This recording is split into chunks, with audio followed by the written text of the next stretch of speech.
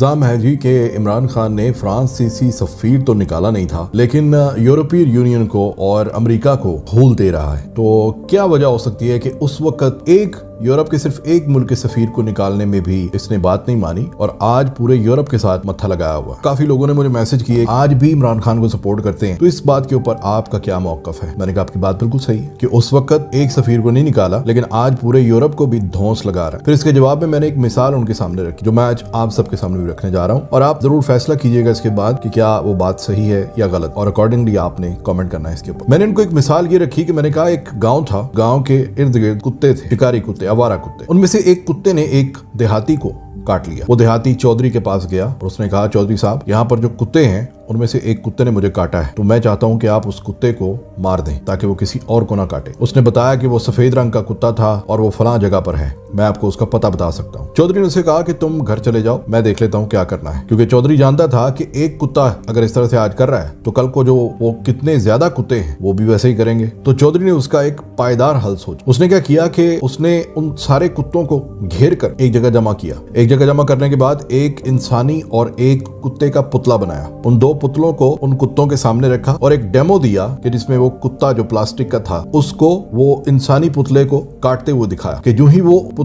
کتے کے پتلے نے وہ انسانی پتلے کی ٹانگ کے اوپر دانت لگانے کی کوشش کی، اسی وقت چودھری نے اپنی تلوار نکالی اور اس پلاسٹک کے کتے کا سر قلم کر دیا۔ کتے جو دیکھ رہے تھے، جو اصل کتے دیکھ رہے تھے، انہیں سبق مل گیا، انہیں پتہ چل گیا کہ اگر ہم نے ایسی حرکت دوبارہ کی تو ہمارا سر بھی قلم کر دیا جائے۔ اس کے بعد کبھی بھی یہ مسئلہ نہ ہوا اور امن ہو۔ لیکن وہ جو دیہاتی تھا جس نے شکایت کی تھی وہ آج تک اس چودھری سے ناراض ہے اور وہ لوگوں سے کہتا پھرتا ہے کہ چودھری تو ایک کتے سے ڈر گیا، چودھری نے میری بات مان کر اس ایک کتے کو نہیں مارا۔ یہی بات میں اپنی دینی جماعت کے تمام بھائیوں سے کرتا بھی آیا ہوں اور میں آج بھی کر رہا ہوں کہ اپنے دماغ کو کھولیں۔ اس ایک سفیر کو اس وقت نکالنے سے کوئی حل نہیں تھا اس کا ہونا، صرف یہی ہوتا اس وقتی طور پہ کہ ہم ان کا سفیر نکالتے، وہ ہمارا سفیر نکالتے، ہم ان کے بندے نکالتے، وہ ہمارے بندے نکالتے، اس کے بعد بھی کچھ نہیں ہونا تھا۔ وہاں پر جا کر انہوں نے اپنے ملک میں اس سے بھی زیادہ توہین کرنی تھی ہمارے نبی پاک صلی اللہ علیہ وسلم کی، ہمارے مذہب کی، اور تب ہم کچھ بھی نہیں کر پاتے۔ لیکن اس چودھری کی طرح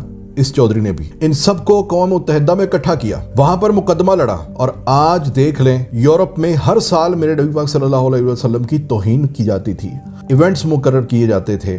آرگنائز ہوتے تھے باقاعدہ، کہ جہاں پر نعوذ باللہ آپ صلی اللہ علیہ وسلم کے کارٹون بنا کر پیش کرتے تھے، پھر وہ قرآن پاک کو جلا دیتے تھے، طرح طرح کے وہ اس طرح کی تکلیف دہ مسلمانوں کے لیے جو تکلیف دہ چیزیں تھیں وہ کرتے تھے۔ لیکن آج کم سے کم 3 سال ہونے کو ہیں عمران خان کے اس UN کے خطاب کے بعد سے لے کر آج تک نہ صرف کہ ایسا کچھ سامنے نہیں آیا بلکہ اس کے بعد سے لے کر آج تک 2 ممالک، دنیا کے بڑے بڑے ممالک، امریکہ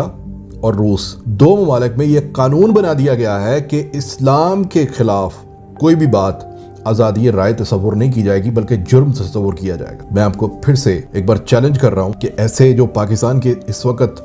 یوتھ ہے، جو پاکستان کے نوجوان ہیں، جو پڑھا لکھا طبقہ ہے،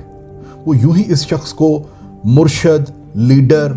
ایک آئیڈیل سیاستدان نہیں کہتا۔ ان سب کو پتا ہے کہ یہ لانگ ٹرم میں سوچتا ہے، یہ وقتی طور پر فیصلہ نہیں کرتا، یہ وقتی طور پر ریلیف نہیں دیکھتا، یہ پرماننٹ سولوشن کا ہمیشہ راستہ ڈھونڈتا ہے۔ وہی سولوشن جو جب اس کی ماں فوت ہوئی کینسر سے، تو یہ خود جب اس کو پتا چلا کہ میں اپنے ملک میں علاج بھی نہیں کرا سکتا تھا ماں کا کیونکہ ایک اسپتال نہیں تھا یہاں، تو اس نے اس ایک ناکامی کو پوری قوم کی ناکامی تصور کرتے ہوئے کینسر ہاسپٹل بنا دیا کہ یار میرے جیسے تمام لوگ۔ اسی طرح جب وہ انگلینڈ میں سیٹل ہو گیا، اس کے بعد اس کی بیوی کے روکنے کے باوجود وہ اس کو بھی چھوڑ کے واپس آ گیا پاکستان میں کہ نہیں، میری اپنی کامیابی صرف امپورٹنٹ نہیں ہے، میرے سارے پاکستانیوں کو ضرورت ہے ایک اچھے مستقبل کی۔ اور اسی طرح سے اسلام کے بارے میں بھی اس نے صرف اور صرف اس چیز پر اکتفا نہیں کیا کہ وہ کسی ایک سفیر کو نکالتا، اس کو پتا تھا کہ اس چیز کے بعد اینڈ نہیں ہوگا بلکہ یہ زیادہ بڑھے گی، پہلے سے زیادہ بڑھے گی۔ اس نے اس کو اس طریقے سے ٹھیک کیا جس طرح سے اس چودھری نے اپنے گاؤں کے ارد گرد رہنے والے کتوں کو ٹھیک کیا۔ اب 2 ہی باتیں ہو سکتی ہیں، یا تو اس دیہاتی کو چودھری سے کوئی مسئلہ تھا، یا وہ چودھری کو پسند نہیں کرتا تھا، یا وہ چودھری کی جگہ پر خود چودھری ہونا چاہتا تھا۔ کیونکہ اگر اس کا مقصد صرف ان کتوں سے نمٹنا ہوتا یا ان کتوں کے جو کاٹنے کا جو ایک حملہ کرنے کی وہ بات تھی اس کے اوپر قابو پانا ہوتا تو اسے تو شکریہ ادا کرنا چاہیے تھا چودھری کا کہ چودھری صاحب من گیا تانوں، اسی تے ایک کتے دی گل کیتی تھی تو اسی تے سارے نو جڑا نا سدھار دیتا۔ لیکن مسئلہ یہی ہے، میں آپ سے پھر یہی کہہ رہا ہوں، یہ سیاست کی بھوک ہے، یہ کرسی کی لالچ ہے، اس چیز کو سمجھیں، اس کو دین کے ساتھ مت جوڑیں۔ دین میں انفارچونیٹلی یہ کوئی قسمت نہیں، یہ بدقسمتی کی بات ہے کہ ہمارے علماء سے زیادہ حق اور سچ اور نڈر جو انسان آج تک ہم نے دیکھا وہ یہ شخص عمران خان ہے، جو میرا کچھ نہیں لگتا سوائے اس کے کوئی میرے ملک کا وزیر اعظم ہے، اور اس کے بولنے کے بعد میرے نبی پاک صلی اللہ علیہ وسلم کی شان میں گستاخی کرنے والے باقی سامنے نہیں آ رہے، اب چھپ گئے ہیں اب وہ ڈر گئے ہیں۔ یہ وجہ ہے کہ آج بھی میں اس شخص کو سپورٹ کرتا ہوں، اور یہ وجہ ہے کہ میں آپ سے ہمیشہ یہ کہتا ہوں کہ آپ اسلام کو اتنا وہ نہ سمجھا کریں کہ یہ کوئی معمولی چیز ہے۔ اسلام اللہ پاک نے تو ابابیلوں سے ہاتھی مروا دیے، اللہ پاک وہ طاقت ہے، اللہ پاک وہ قدرت ہے، تو اگر وہ قدرت عمران خان جیسے شخص سے یہ کام لے رہی ہے تو ہمیں جیلسی کیوں ہوتی ہے؟ تو اسی ملک کا کام تھا یار، اسی ملک اسی وطن عزیز سے آواز اٹھنی چاہیے تھی اسلام کے حق میں، وہ اٹھی، دنیا مان گئی۔